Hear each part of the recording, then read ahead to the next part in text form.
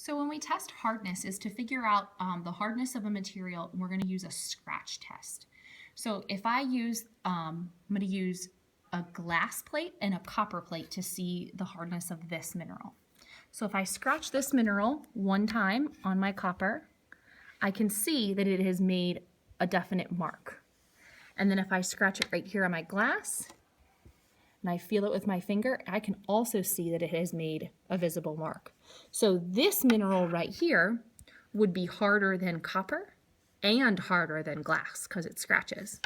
However, I take this mineral and I scratch it right here on the copper. You can see it does make a scratch right there on the copper. And if I scratch it on the glass, it does not make a scratch on the glass. So this mineral would be harder than copper, but softer than glass. So if I want to take it a step further, there's a scale called the Mohs hardness scale. And it is a scale that dates back a long time ago, and scientists still use it today, with the hardest mineral being a diamond at a number 10, and the softest being talc at a number 1.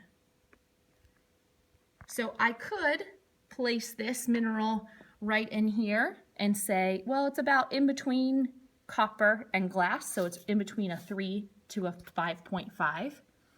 But this one right here, because it scratched both of them, it's going to be above a 5.5.